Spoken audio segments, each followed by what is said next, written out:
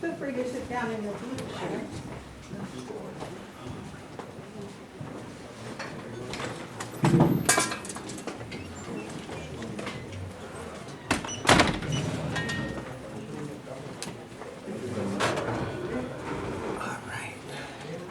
Good morning and welcome back, ladies and gentlemen.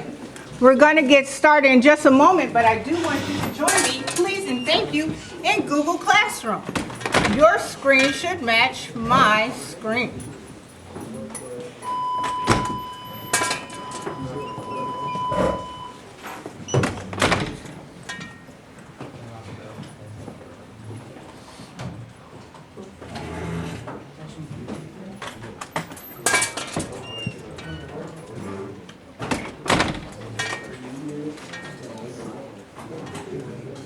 So what we see on the front of the board is our week 7 agenda. And one of the things that we're going to talk about today is our Think, Pair, Share activity that's going to be due at the end of this week for 8th grade. In a moment, I'm going to share with you the 3 different parts of this Think, Pair, Share activity, how we will approach it, and then I will explain to you what it is we're going to do with it. To restate that a little differently, today's activity is going to be turned in by the end of class on Friday. I do want to share with you, though, a couple of resources. 1, in case you need to leave today. And 2, in case you are absent when we continue this activity. I want you to still be able to have access to it. But before I get ahead of myself, first, we are in Google Classroom, week 7, and we are looking at the Think, Pair, Share activity, section 1. As you open yours in Google Classroom, your screen should look pretty similar to mine. I'll give us a couple of moments to make sure we are all there.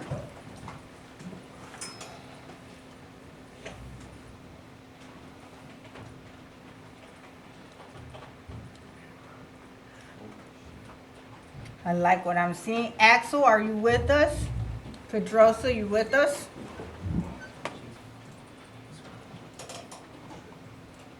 For our Think, Pair, Share activity, it's going to be about 3 different pieces that we're going to look at today.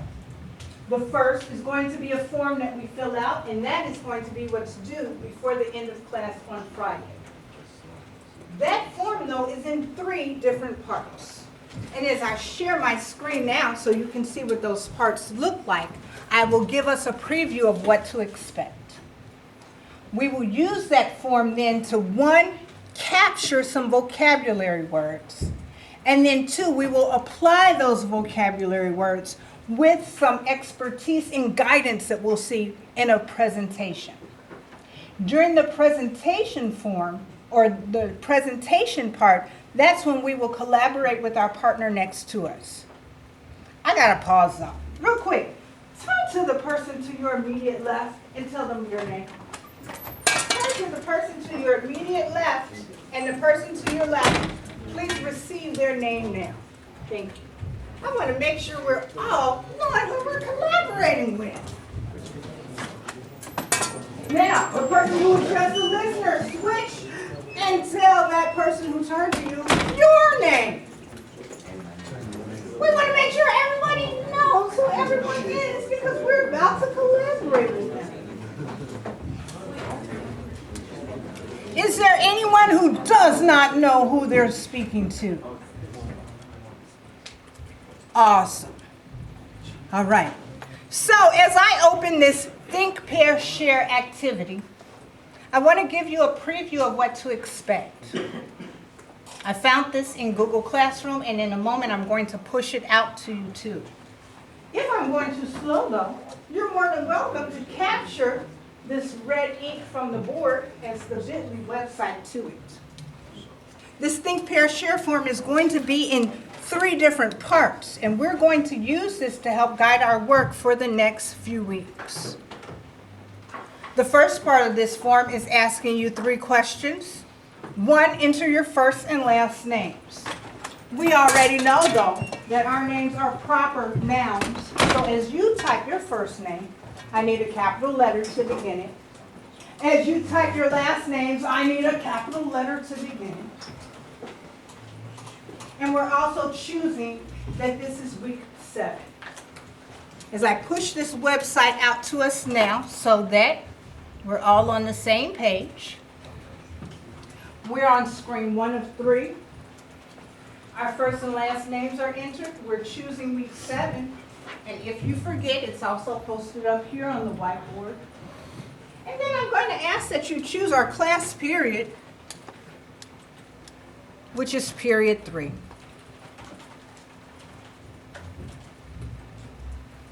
Mr. Gomez, right now we are in Google Classroom week 7 under the Think, Pair, Share activity.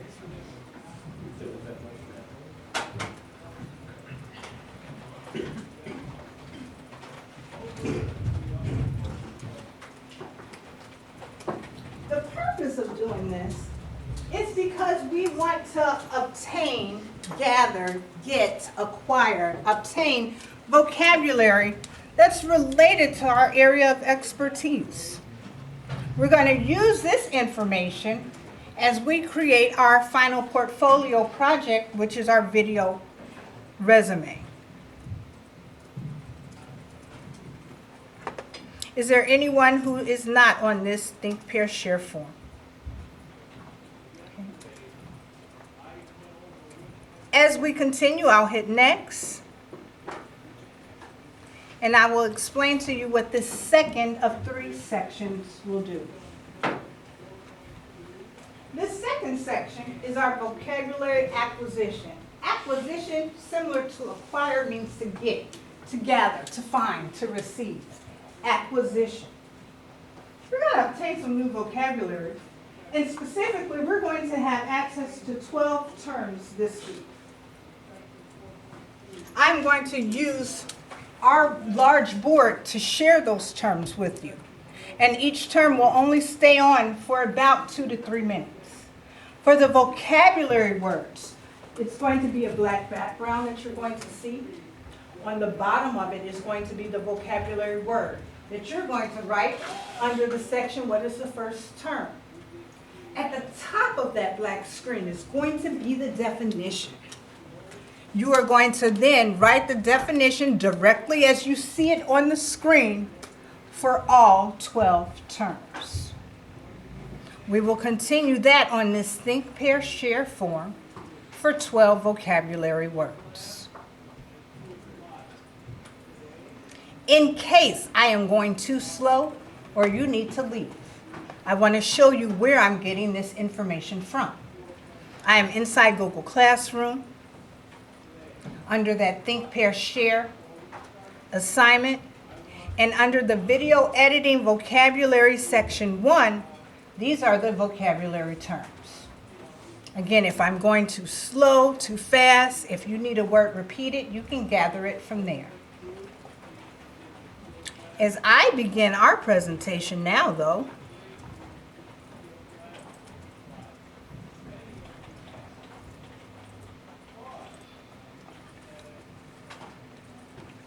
our first word, and if you're losing your place in this upper left-hand corner, is the word number. Our first word is transdisciplinary production. In your Think, Pair, Share form right now, under vocabulary term 1, the term you're writing down is transdisciplinary production. And the definition is above.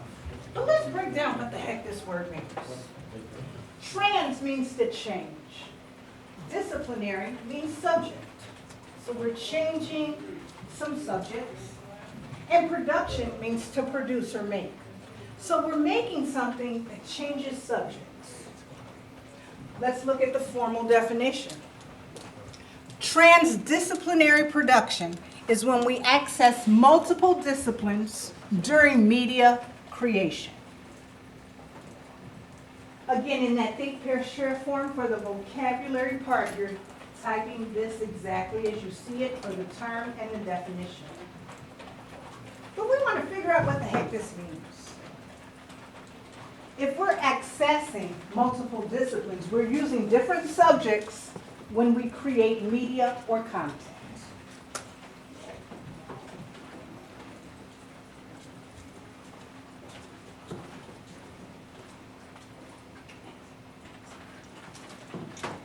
Questions, comments, concerns we have so far?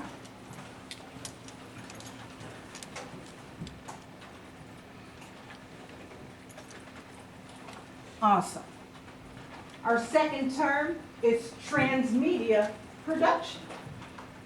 Transmedia production is that second vocabulary term that you're capturing in that think, pair, share form.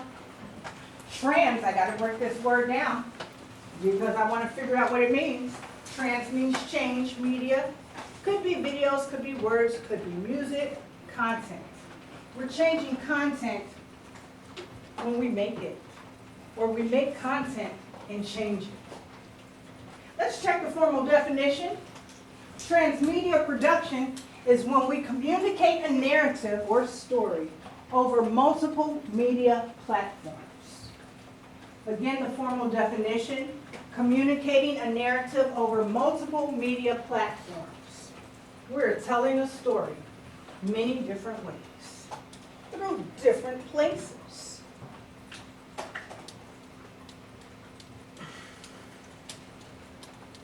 Questions, comments, or concerns on this second term?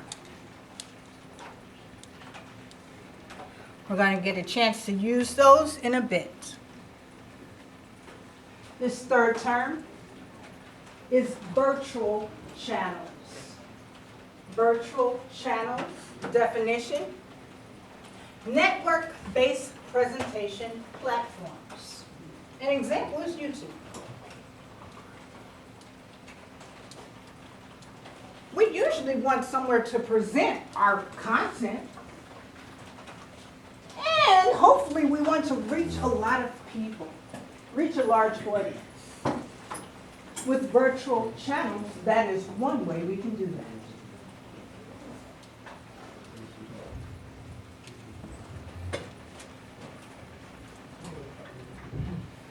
Zachary, you see where we're at?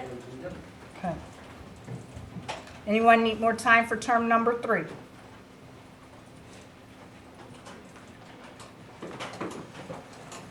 Our fourth term is virtual worlds. Virtual worlds. And that definition is an online or synthetic, fake, not real, synthetic environment.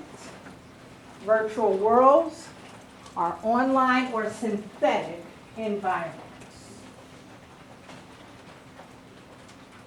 I'm thinking kind of like an Oculus or a VR system, whereas I feel immersed with it.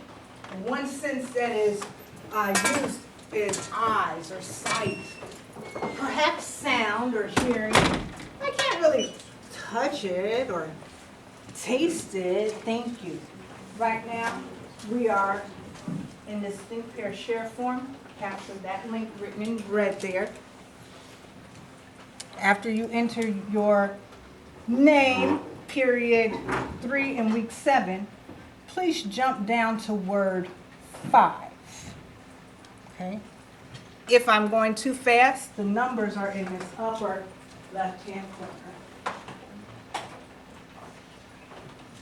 Our fifth word that we're documenting now is vocational. Vocational is defined as workforce aspects of media arts. Vocation.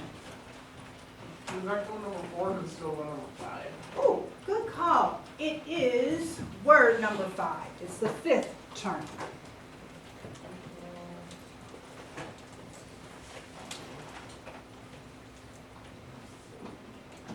An example of vocational or a workforce aspect in media arts would be a videographer, a video editor, an actor, a producer, a songwriter.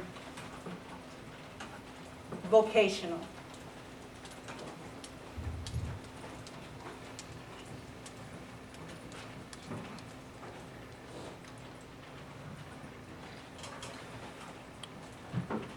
Moving on to that sixth term, and we're about halfway done with our vocabulary for today.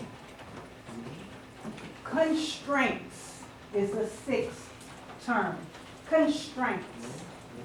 Constraints are defined as limitations on what is possible in media arts.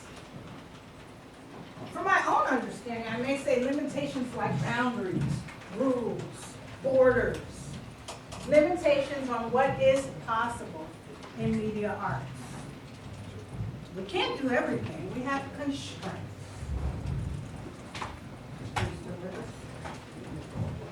Okay.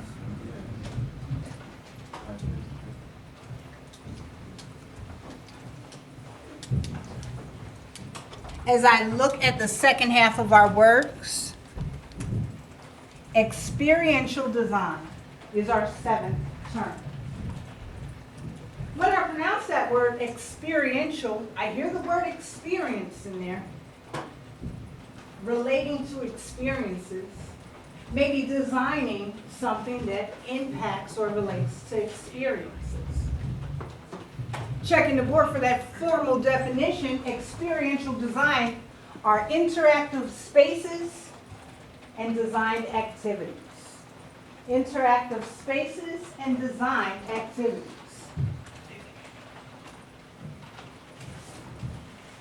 Mr. Sellers, you see where we're at? Okay. I'll come check. Here's a challenge question. Are schools experiential design? Yes. How so, Zach? Because there are different ways we could just schedule and like the halls and stuff.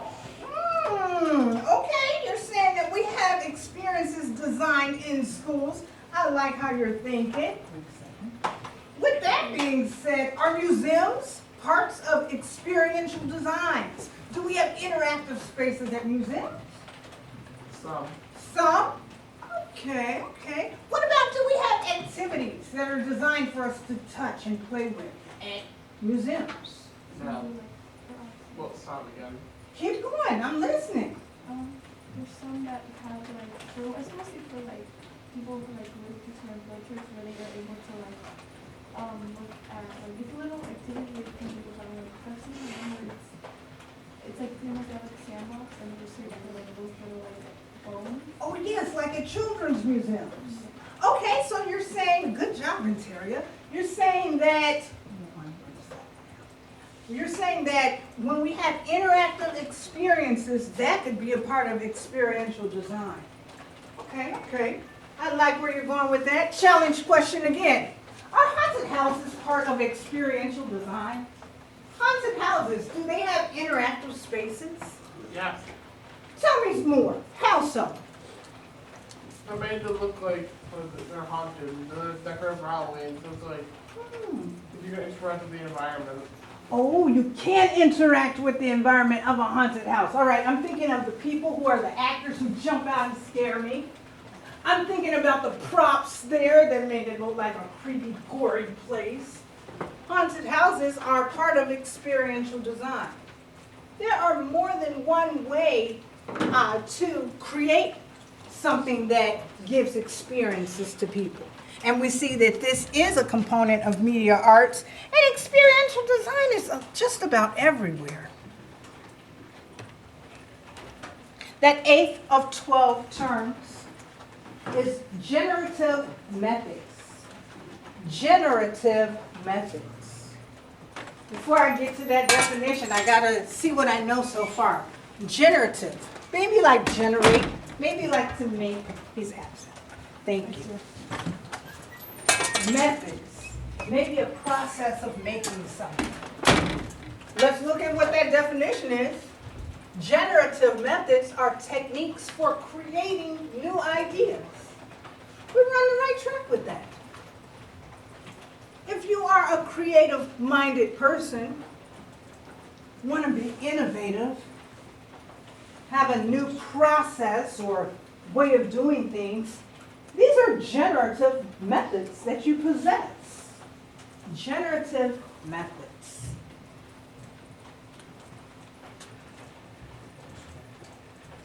In my last class, one of the students asked if TikTok was a generative method.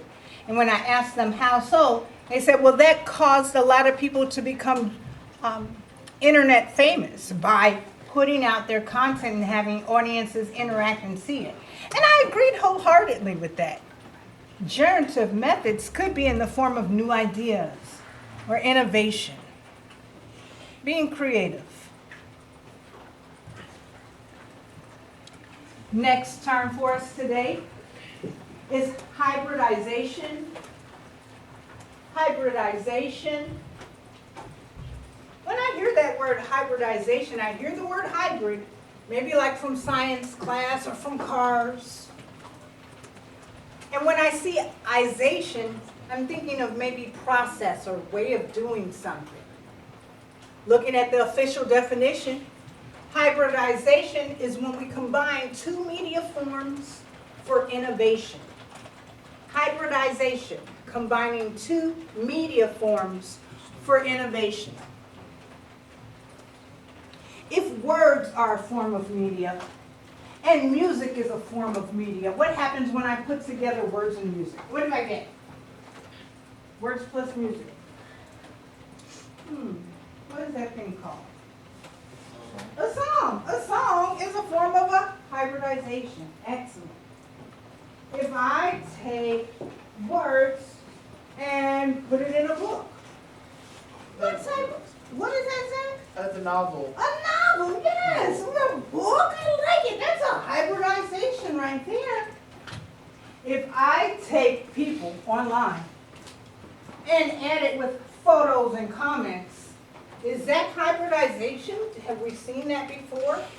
Words, online, people, photos. I see you sellers. Where have you seen that at before?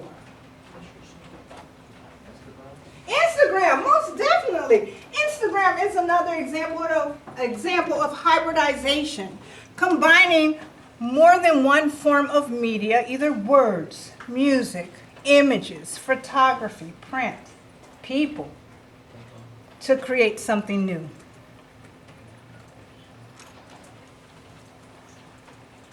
Our 10th word is media environments. Media environments. Media environments are spaces where media artworks are produced or made and experienced. Media environments. Go ahead, Zach. Is the bathroom? Yeah, you don't have to ask. Go ahead. Is an art gallery a media environment? A place where artworks are maybe made and experienced. People could come. An art gallery?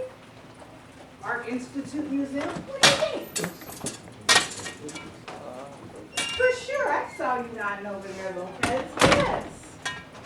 What about a movie theater? Media or movies are shown, that's an art, and experienced. I pay my ticket to go see it. Is a movie theater a media environment? Most definitely, Johnson. I like it. I like that, Garcia. Yes. Media environment. A Broadway play or an off-Broadway play. A theater. A music studio. Media environments. A place where we create and or experience media or content. You're doing so good. Our next to last term is here for today. These last two terms are techniques or jargon, vocabulary words related specifically to video editing. Our first term this week is a crane. First of all, a crane is a type of bird. And if I'm envisioning a bird, it flies high in the sky, right? It's not looking at eye contact with our limited 6 feet, 6.5 feet and beyond. A crane gets to see something overhead and look down. The crane technique definition is a camera movement where the camera is either lifted or lowered, and it's often used for sweeping large grand shots of a setting. An example of a crane technique would be a drone capturing footage, for example, an NFL game. Another example of a crane technique. Maybe when we're in a helicopter or seeing weather footage from a helicopter and it's seeing the aerial view. A crane technique is a camera movement where we either raise or lower the camera and give broad sweeping grand views of the environment below. Questions, comments, or concerns about crane?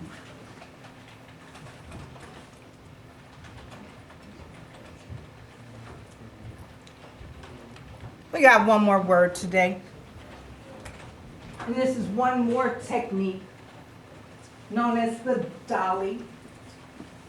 Dolly is a camera movement where the entire camera is either moved closer to or away from the subject in a smooth transition style. One of the reasons we use the dolly technique is to give perspective. A dolly technique may be used to give the audience member a view that they were there. It is direct eye contact, if you will, of the subject to follow or track movement of a piece. Dolly is our last definition for the day. Questions, comments, or concerns so far?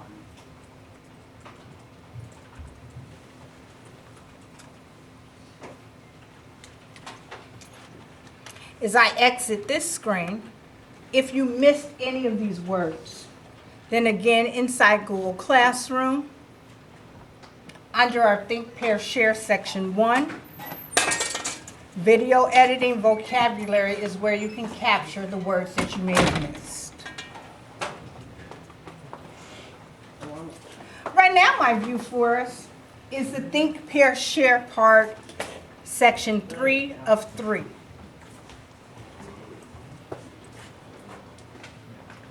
And I believe your screen should look similar like this, where we are going to take notes from the presentation that I'm going to share. Our notes are going to consist of 3 different parts. For each slide, I'm asking you to do 3 different things. The first one is going to be to type the subject, either heading, theme, or title of the slide. Let me give you an example of here. When I go to our video editing notes today, and if you have to leave, they are inside Google Classroom under this PDF, Video Editing Techniques. As I go to that, I'm noticing that each of the slides have a big bold heading at top. For example, on this first slide, the heading is probably Video Editing Techniques. What is video editing? Is the heading on slide 2. The heading on slide 3, the goals of video editing. Again, I'm just using the context clues to give me the theme or topic or title from the subject or the bold content on each slide. Going back to that Think, Pair, Share form, you're going to type your heading or title there. Then we're going to read aloud the slide, but your job is going to be this. You're going to summarize the slide for your own understanding. We are not copying exactly what we see on the board. And because we had to reintroduce ourselves to our neighbor, we're going to turn and talk to our neighbor to see what our understanding is of the expertise in the presentation. While you're talking with your neighbor, I'm going to be circulating, making sure that we're on the right track. And then your job will be to summarize what that slide is based on your own understanding, what you received from collaborating with your neighbor, and getting some insight to put that content in your own words. And for each slide, I'm going to ask you what your comfort level is with understanding the content, Maybe you feel that it's a 1. I have no clue what this slide means. Perhaps it's a 2. I'm somewhat comfortable with the content. I could use a little more help understanding it. Or a 3. You know what? I feel confident about this content. I'm comfortable with this slide. We're going to do the same practice for all 3 slides. Let me take a pause to see what questions, comments, or concerns we have on how to do the Think, Pair, Share lecture portion.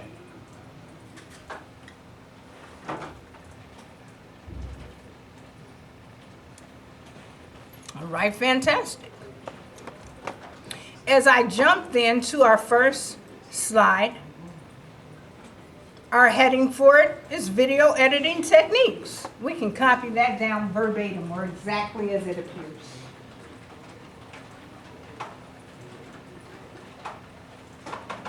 As I read to you what we see on the board, I'm also going to spend some time breaking down what we see and read.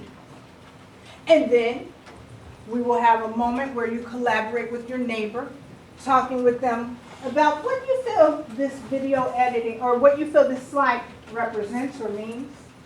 I'll circulate.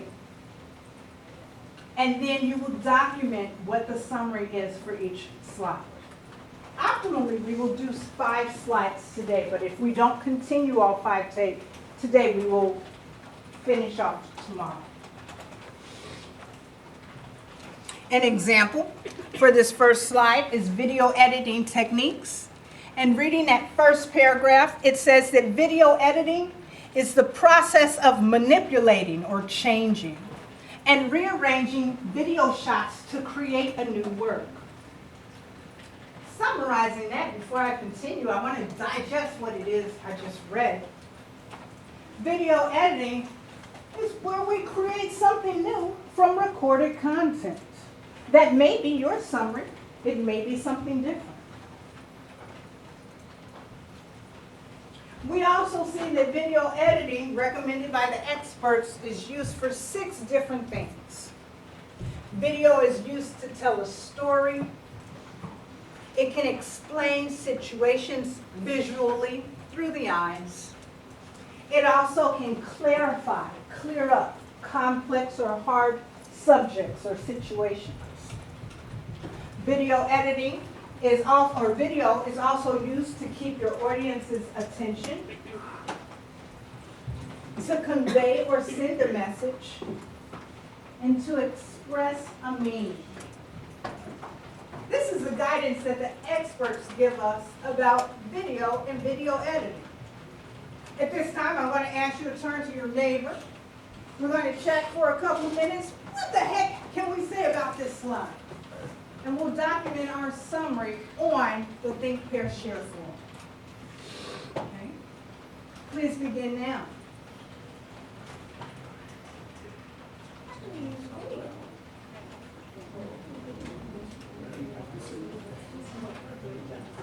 In your own words. You're changing what we've read into your own words. Yeah. Okay.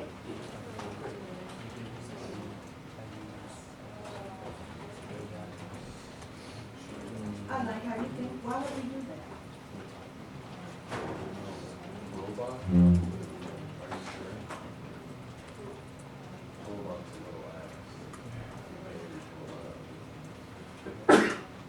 Robot?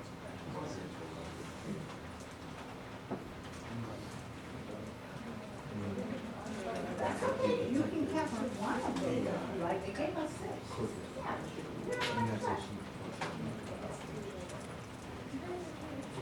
Okay. Express something in your own words. I'm just saying. I like it. That's a good summary for that. Make sure you capture that. Good job. What the heck is the purpose of video? Where do we use that? Yeah.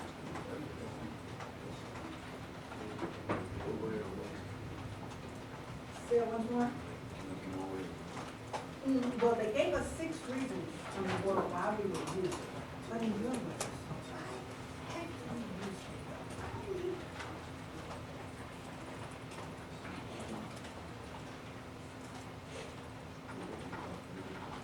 Say that again? You agree or respectfully disagree? He said, we have videos to learn from them. Yeah, that's a good song. Okay, I like it. So slide one is that heading, like what we see on there. Video editing techniques. The summary is what you just took. One of the reasons we use videos is time. And then tell me your comfort. Does that make sense? Okay, questions? You're welcome. Looks like we got about 1 more minute on this. I'm seeing this hard work so far. I like it. Your heading is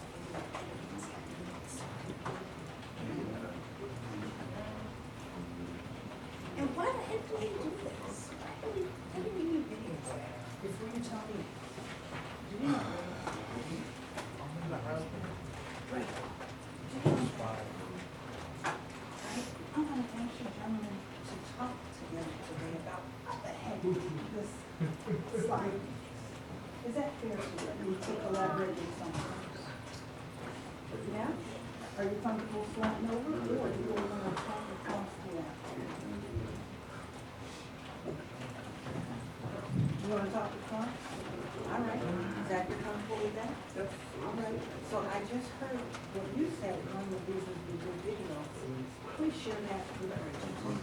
All right, you capture the results. Does that make sense? Brandon, does that make sense? You had a question? All right, you're doing good. Let's see what you got. Oh, okay, it's an art. Why did you say it's an art? Julian said it's an art form, video editing. Why did you say it was an art? So someone's gonna do a short explanation of what you know. So, I hear you, I like what you're saying. Aiden said he could see it as art. Why did you say that? Because it takes time. I like that. Did you capture that in your summary of the first term? Well, not the first term. You're still in the vocabulary words? All right. All right, okay. That's all right. I like how you all are thinking. Good job. What I want us to do is to go ahead to that second slide. I heard a lot of collaboration so far. I know we're just warming up to each other. That's all right. You're doing good things. What I would encourage you to do for your summary of the slides is to give between 2 and 4 sentences of it. Again, 2 to 4 sentences. Our second slide, and as you're following on the Think, Pair, Share form, we should be on slide 2 of 5. Our second slide heading is, what is video editing? Again, the heading of that second slide, I just got that from the bold at top. What is video editing? Or maybe your notes are saying video editing is. I see I have about 1, 2, 3 paragraphs that I'm going to begin reading. That first paragraph, video editing is the process of manipulating, changing, rearranging video shots to create a new work. Editing is usually considered to be one part of the post-production